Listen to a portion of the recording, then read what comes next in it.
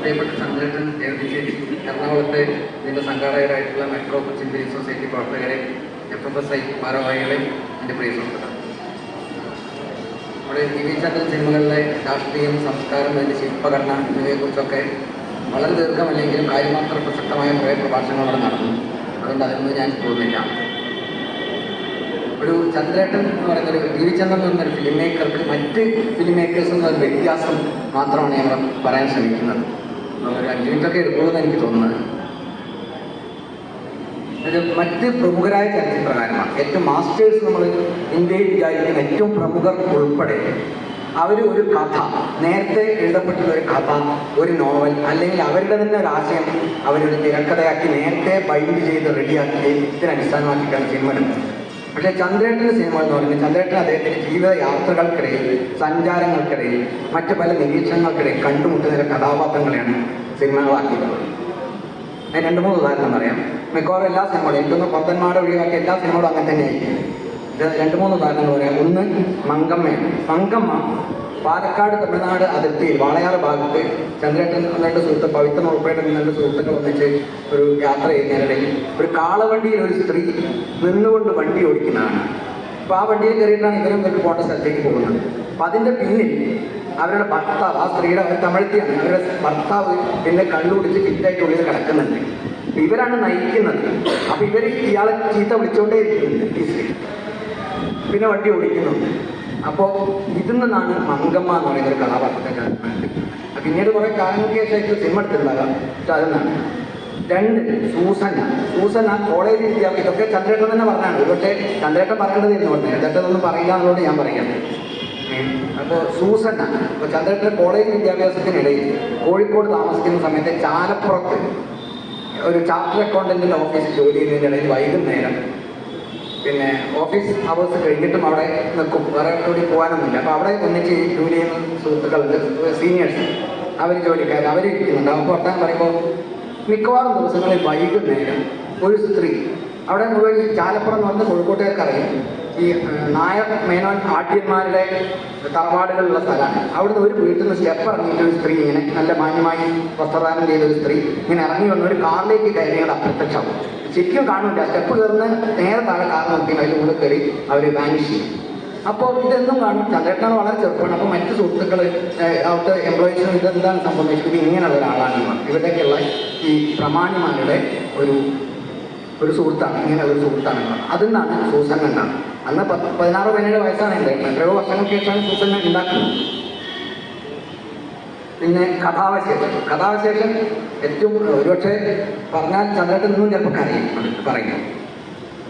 ചന്ദ്രേട്ടൻ്റെ മകൻ യാദവൻ വിദ്യാഭ്യാസം കഴിഞ്ഞ് പിന്നെ ഗുജറാത്തിൽ അഹമ്മദാബാദിൽ മല്ലിക സാരാഭായിയുടെ ദർപ്പണ അക്കാഡമി അവിടുത്തെ താര എന്ന് പറയുന്ന ചാനലിലൊക്കെ വർക്ക് ചെയ്യാൻ വേണ്ടി പോയ സമയത്ത് അവിടുന്ന് പോയി കുറച്ച് ദിവസമായിട്ടുള്ളൂ. ആ സമയത്താണ് അവിടുത്തെ വംശീയ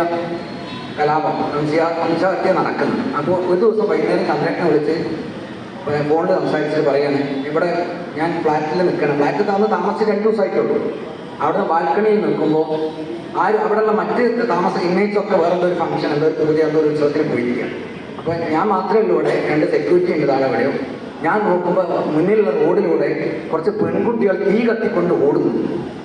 പിന്നാലെ വാളും ശൂലവുമായി കുറേ ഈ തീവ്രവാദികൾ, ഹിന്ദുത്വ തീവ്രവാദികൾ, സംഘപരിവാർ ഭീകരന്മാർ പിന്നാലെ ഓടുന്നുണ്ട്. ഇത് കാണുന്ന സങ്കടം, ദേഷ്യം, അപമാനം, എല്ലാ ആ വികാരങ്ങളും വന്നിട്ട് എനിക്കച്ചാ ടെറസുമെന്ന് ചാടിച്ചാവാനാണ് തോന്നുന്നത് എന്ന് പറഞ്ഞു. ചന്ദ്രേട്ടൻ തൽക്കാലം രാധാവിനെ സമാധാനിപ്പിച്ചു.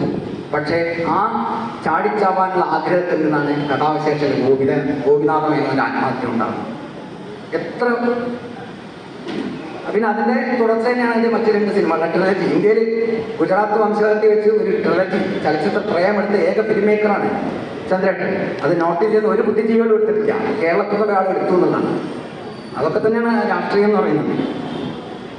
അതേ ദിവസം ആ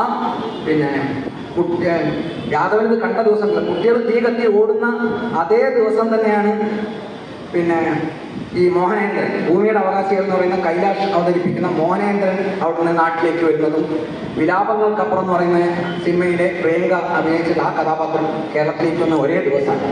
ഇതാണ് ചലച്ചിത്രത്തിന്റെ ഒരു കണക്ഷൻ ലിങ്ക്. അതാണ് ഭൂമി മലയാളത്തിലും ഇതുപോലുള്ള ചില സമാന പശ്ചാത്തലങ്ങളുണ്ട്, എല്ലാ സിനിമയ്ക്കും ഉണ്ടാവും. അപ്പൊ കഥ റിയാലിറ്റിയോട് എടുക്കുന്ന ദൃഷ്ടാന്തങ്ങളാണ് ഇതെല്ലാം എന്നാണ്. കഥയും റിയാലിറ്റിയും തിരിച്ചറിയാൻ പറ്റാത്ത ഒരു പോയിന്റ് ഈ സിനിമകളിലൊക്കെ ഉണ്ട്. അല്ലാതെ ഫിക്ഷൻ എവിടെയോ ഒരു മുറിയിൽ ഹോട്ടലിലെടുത്തിട്ട് ഇങ്ങനെ എഴുതി അവസാനം വൈദ്യ അസിസ്റ്റന്റ് ഡയറക്ടർമാർക്കൊക്കെ ഒരു കോപ്പി, അങ്ങനത്തെ പരിപാടിയല്ല. ഇതെന്ന് മനസ്സിലാകുന്ന ടി വി ചന്ദ്രൻ എന്ന് പറഞ്ഞ film maker, is an organic film maker എന്നാണ്. അദ്ദേഹം എവിടെയോ പഠിച്ചിട്ടില്ല, മറ്റേ ഫിലിം ഇൻസ്റ്റിറ്റ്യൂട്ടിലും പഠിച്ചില്ല, വേറെ ഒന്നും പഠിച്ചില്ല. ഒരു ഓർഗാനിക് ഫിലിം മേക്കറാണ്. അപ്പോൾ ബി എ ബക്കറുടെയും പിന്നെ ജോൺ അബ്രഹാമിൻ്റെ അസിസ്റ്റൻ്റായി വർക്ക് ചെയ്തു എന്നുള്ളത് അത് അദ്ദേഹത്തിലെ ഒരു രാഷ്ട്രീയ പരിപ്രേക്ഷ്യം വളർത്തുന്നതിൽ സഹായിച്ചു എന്നല്ലാതെ ഇതിൻ്റെ കഥാതന്തുക്കൾ സെലക്ട് ചെയ്യുന്നതിലോ ഡെവലപ്പ് ചെയ്യുന്നതിലോ ഒന്നും അത് യാതൊരു ഇടപെടലുകളും പിന്നെ പി എ ബക്കറോ അല്ലെങ്കിൽ ജോൺ അബ്രഹാമോ നടത്തിയിട്ടുള്ളത്. വേറെ രീതിയിലുള്ള ഒരു മോൾഡിങ് നടന്നിട്ടുണ്ടാകും. അപ്പോൾ ഓർഗാനിക് ഫിലിം മേക്കർ എന്നുള്ളത് വളരെ പ്രധാനമാണ്. ഇത് തന്നെ പിന്നെ വേറെ രീതിയിലൊക്കെ പിന്നെയും കണക്കി ഈ കഥാപാത്രത്തിനെ സമൂഹത്തിൽ നിന്ന് കണ്ടെടുക്കുകയും സിനിമയ്ക്ക് ശേഷം ഇതേ കഥാപാത്രത്തിന് സമൂഹത്തിൽ കാണുകയും ചെയ്യും. അതിൻ്റെ ഒന്ന് രണ്ട് ഉദാഹരണങ്ങൾ കൂടി പറഞ്ഞ് അവസാനിപ്പിക്കാം.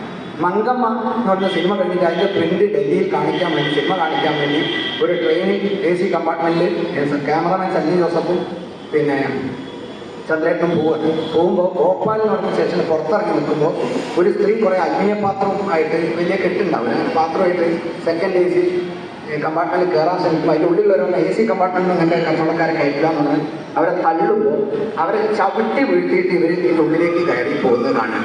അപ്പോൾ ചന്ദ്രേട്ടൻ മനസ്സിലായി ഈ മങ്കമ്മ കറക്റ്റ്, എൻ്റെ നിരീക്ഷണം കൃത്യമാണ്, മങ്കമ്മ ഭോപ്പാലിലുണ്ടെന്ന് മനസ്സിലാവും. ഇങ്ങനെയുള്ള അത് ഷൂട്ട് ചെയ്യുമ്പോൾ ഒരു അനുഭവം ഉണ്ടായത് പറഞ്ഞിട്ടുണ്ട്. ഇതിൻ്റെ ലൊക്കേഷൻ മങ്കമ്മയുടെ ലൊക്കേഷൻ നോക്കാൻ പോകുന്ന സമയത്ത് സണ്ണി ജോസഫ് പോയി അപ്പോൾ ലൊക്കേഷൻ ഈ സ്ഥലം ഷൂട്ട് ചെയ്യാൻ പറ്റുമോ എന്നൊരു സ്ഥലത്ത് പോയിട്ട് ഇത് പുറമ്പോക്ക് പോലെ സ്ഥലം തോന്നിയിട്ട് അവിടെ കുടിലൊക്കെ കട്ടി മങ്കമ്മയുടെ ഹോട്ടലൊക്കെ ഉണ്ടാക്കണമല്ലോ. അപ്പോൾ അതിനുവേണ്ടി ഇങ്ങനെ പോയി ഇവിടെ ഷൂട്ട് ചെയ്യാൻ പറ്റുമെന്നൊരു സ്ത്രീയോട് ചുള്ളി ഈ വിറക് വെറുക്കിയിട്ട് ഇങ്ങനെ കെട്ടിക്കൊണ്ടിരിക്കുന്ന സ്ത്രീയോട് ചോദിക്കുന്നത് ഇവിടെ ഷൂട്ട് ചെയ്യാൻ പറ്റുമോ, അനുമതി കിട്ടുമോ എന്ന് ചോദിക്കുമ്പോൾ അവർ പറയുന്നത് അവരിതൊന്നും കേൾക്കുന്നില്ല. ഈ ഭാഗമൊക്കെ നായ്ക്കരുടേതാണ്, ഈ ഭാഗമൊക്കെ പിള്ളമാരുടേതാണ്, നമുക്കൊന്നുമില്ല. ഇത് ലൊക്കേഷൻ നോക്കാൻ പോകുമ്പോൾ ഉണ്ടായ അനുഭവമാണ്. പിന്നീട് ആ സിനിമ ഷൂട്ട് ചെയ്യുന്നതിൻ്റെ ഇടയിൽ ഒരു ദിവസം ആ സിനിമ ഇപ്പോൾ സൂക്ഷ്മമായി നാളെ കണ്ടു കഴിഞ്ഞാൽ അറിയാൻ പറ്റും. ഇടയിൽ ഇതേ സ്ത്രീനെ കണ്ടുപിടിച്ച് ആ സിനിമയുടെ കഥാഗതിയുമായി ബന്ധമൊന്നുമില്ലായിരുന്നു. ആ സ്ത്രീനെ പോയിട്ട് ഇതേ ഡയലോഗ് കണ്ടിട്ട് പറയിപ്പിക്കുന്നു. യാഥാർത്ഥ്യവും പിന്നെ ഈ ഫിക്ഷൻ തമ്മിലുള്ള വ്യത്യാസങ്ങൾ ഇല്ലാത്തതാണ്. സിനിമയേക്കാൾ പിന്നെ ഈ നേരത്തെ കൃഷ്ണൻകുട്ടീനെ കുറിച്ച് പറഞ്ഞു. കൃഷ്ണൻകുട്ടി എന്ന് പറഞ്ഞാൽ ഒരു തെളിവും അവശേഷിക്കാത്ത ഒരു സിനിമ ഉണ്ട്, ചന്ദ്രേട്ടൻ്റെ ആദ്യത്തെ സിനിമ. നമ്മൾ ആരും കണ്ടിട്ടില്ല, ചന്ദ്രേട്ടനൊക്കെ തന്നെ കണ്ടിട്ടുണ്ടാവും എനിക്കുണ്ട്. അപ്പോൾ ഏത് ചേച്ചിയും കണ്ടിട്ടുണ്ടാവും. ബാക്കി ആരും അത് കണ്ട ആൾക്കാർ നമ്മളെ ഇടയിലില്ല എന്ന് എനിക്കറിയാം. അതിനെക്കുറിച്ച് എഴുതിയത് വായിച്ചിട്ടുണ്ട്, എഴുതിയൊരു ലേഖനം വായിച്ചിട്ടുണ്ട്. അപ്പോൾ ആ കൃഷ്ണൻകുട്ടിയുടെ ഓർമ്മക്കുറിപ്പാണ് ആടുംകുത്ത് എന്ന് പറയുന്ന സിനിമ. അതിനെക്കുറിച്ച് GP രാമേന്ദ്രനോട് പറഞ്ഞു. ഈ ഫിലിം പ്രിന്റ് ഉരുക്കിയിട്ട് വളയാക്കുന്ന ഒരു പരിപാടിയുണ്ട്. അപ്പോൾ കൃഷ്ണൻകുട്ടിയുടെ പ്രിന്റ് ഒരുക്കിയിട്ട് ആരോ വളയാക്കി അണിഞ്ഞിട്ടുണ്ടെന്ന് ചന്ദ്രേട്ടൻ അറിയാം. അതിൻ്റെ പ്രിന്റും ഇല്ല, ഒന്നുമില്ല. അപ്പോൾ അതിൽ നിന്നുകൂടിയാണ് ആടുംകുത്ത് എന്ന് പറയുന്ന ഒരു സിനിമയിലേക്ക് എത്രയോ വർഷങ്ങൾക്ക് ശേഷം ഒരു പാലം കിട്ടുന്നത്. അപ്പോൾ അതൊക്കെ ഇത്രമാത്രം കഴിഞ്ഞു, ഇത്രമാത്രം ഒരു ഓർഗാനിക് ആവുക എന്നുള്ളത് വളരെ അപൂർവമാണ്. അങ്ങനത്തെ പിന്നെ എന്താ വെച്ചാൽ ചന്ദ്രേട്ടൻ വിചാരിക്കുന്ന സിനിമയല്ല പ്രധാനം, സിനിമയേക്കാൾ കൂടുതൽ പ്രധാനം മറ്റുള്ളവരുടെ ജീവിതമാണ്. അതാണ് നമ്മളെ ചന്ദ്രേട്ടൻ ഇന്നും നമ്മളിങ്ങനെ ഇവിടെ എല്ലാ ഇഷ്ടം ആൾക്കാർ ഇവിടെ ഇരിക്കുന്നതിന് കാരണം. Life of others, that is most important എന്ന് വിചാരിക്കുന്നു ചന്ദ്രേട്ടന്. താങ്ക് യു എല്ലാവർക്കും.